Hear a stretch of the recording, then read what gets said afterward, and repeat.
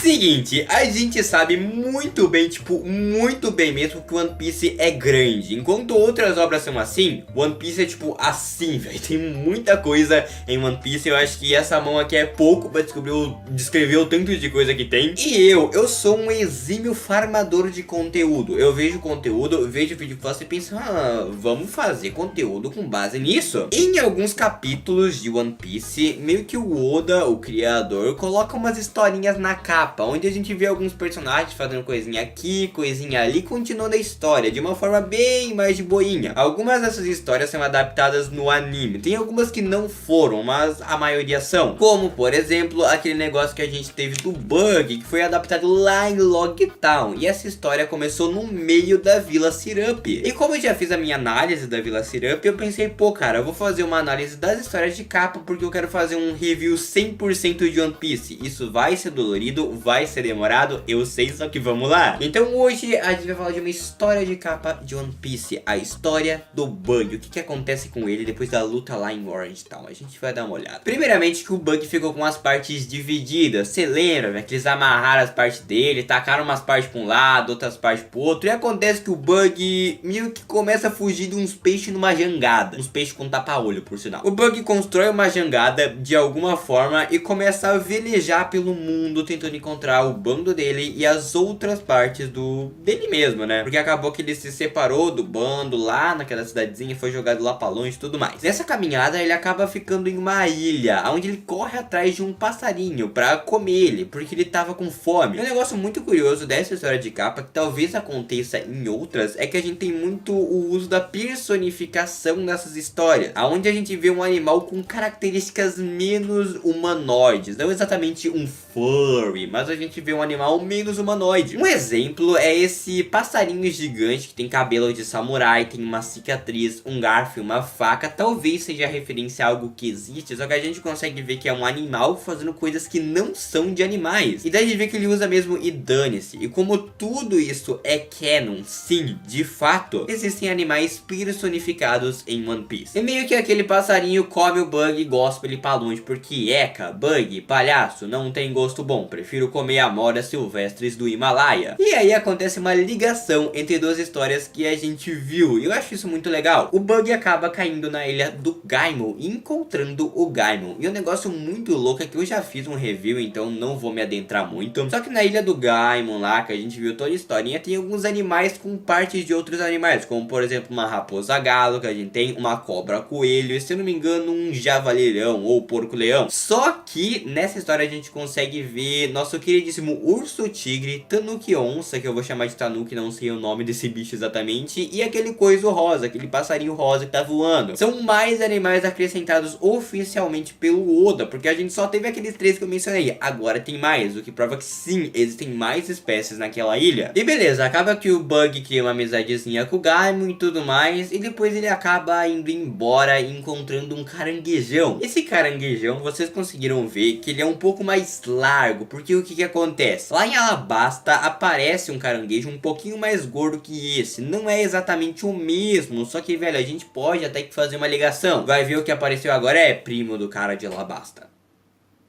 Não se sabe, né? E depois ele acaba sendo salvo por uma bela moça entre aspas, porque na verdade essa moça não era exatamente bela, ela acabou comendo uma fruta que deixou ela mais bela, porque essa moça é a Álvida que o Luffy derrotou. E novamente uma ligação entre histórias, a história da Álvida lá no comecinho da jornada do Luffy, história do Bug um pouco mais pra frente e agora o Gaimon, que foi o mais recente agora. E os dois comem um peixe junto e juram matar o Luffy. Eu não sei por que eu coloquei essa informação que eles comem um peixe, só que eles comem um peixe junto. Na hora eu vi aquele peixe e voltei lá pro primeiro capítulo, que ele foge dos peixes de tapa-olho pra ver se era aquele peixe. Se fosse aquele mesmo peixe, eu ia ficar tipo, nossa, mano, não era aquele peixe. E depois a gente vê o que acontece com o Moji e o Kabaji. Eles meio que acabam lutando entre si pra ver quem vai ser o capitão. E essa luta dura 12 horas. E aí eu vou dar um spoiler pra vocês que não viram. Então vai ter um momento spoiler. Só que essa luta demorou 12 horas. O que significa que possivelmente eles estavam bem equiparados. E acontece que lá em Punk Hazard a gente também teve uma luta que demorou muito tempo. Então eu acredito que isso seja um artifício do Oda pra dizer, olha, eles estão bem equiparados. É é um nível de poder bem parecido, então demora muito pra ter um vencedor. Eu acredito que seja isso, e bem, eu quis fazer o paralelo entre a Akainu e a Uct aqui só porque sim. E acaba que nenhum ganha, quem ganha é o Rich, que é o leãozinho, sabe aquele leão rar rar rar? Só que depois aparecem uns indígenas, um povo local que acaba derrotando todo mundo. E tem algumas coisas que eu quero comentar sobre esses indígenas, um pouco eu vou falar depois, um pouco eu vou falar agora. Primeiramente que a gente vê como o bando do Bug é fraco, porque eram os nativos lá no East Blue, aparentemente, provavelmente no East Blue, que não tinham muito conhecimento sobre o mundo afora, provavelmente tendo em conta que eles ainda eram um povo meio indígena, e eles conseguiram derrotar a galerinha lá, velho. O cara conseguiu derrotar os random do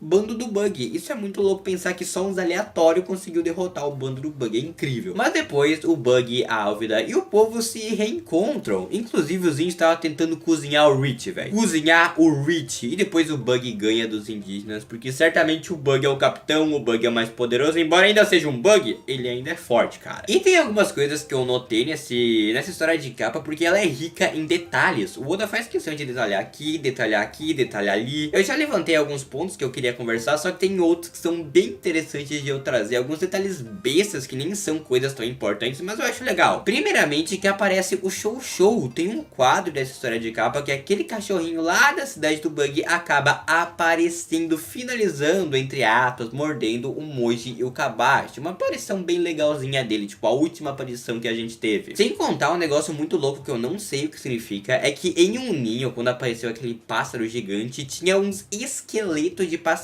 Eu não faço a menor ideia do que eles significam, se eles são, sei lá, um trocadilho, alguma coisa. Só que eles estavam lá e esse é o fato, achei bizarro. Outra coisa muito curiosa é que o Rich tava imaginando um monte de coisa e ele se imaginou lutando contra um bicho estranho, a gente pode dizer assim, que se assemelha com um dragão, só que não tem nenhuma asa. Talvez possa ser uma nova raça ou algum animal diferente, porque no One Piece a gente tem muita raça de animal. E uma coisa que me chamou a atenção é o seguinte: os indígenas têm um símbolo que é uma pata, é um negócio mais grande com 3 pontinhos, a gente pode dizer assim. Eu não sei exatamente que ligação isso tem com outras coisas, só que eu quero fazer alguns paralelos e vai ter spoiler, ok? Lá em Ohara tinha um globo com algumas luas, entre aspas, em volta. A lua tem muita importância em One Piece. A gente também vê alguns brasões que tem, tipo, um círculo com algumas luas em roda. Geralmente são mais de 3 luas, só que a gente consegue ver que talvez isso possa ter uma ligação com o século perdido. Eu sei que talvez eu esteja indo muito longe, só que pensa bem, talvez o mundo tivesse começado com aquele tanto de lua, aquele tanto de mini planeta de satélite natural orbitando o planeta Terra. E aí com o tempo isso foi se desgastando e acabou que foi se perdendo. A galera começou a referenciar o que tinha lá no céu indo se perdendo. Como se, sei lá, tivessem muitas luas e aí do nada algumas luas e algumas...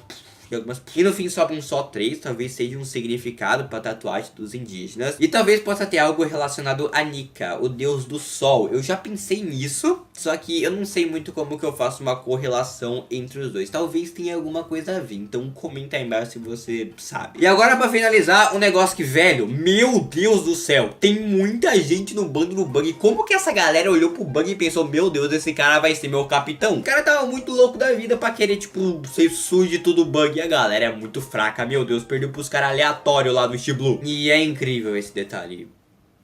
Não sei nem porque eu falei desse detalhe. Só que no fim do capítulo a gente vê uma aliança pirata do Bug e da Álvida se formando. E você sabe que tem uma frase muito marcante em One Piece, que alianças piratas sempre são dadas por traição. Então, né? Quem sabe possa ter alguma coisa. Jogo no ar, não vou falar nada e... E no mais é isso, velho. O vídeo de hoje vai ficando por aqui. Eu espero que vocês tenham gostado. 3 beijos em todo mundo. 4 agora. 5. Não vou mais contar. E tchau.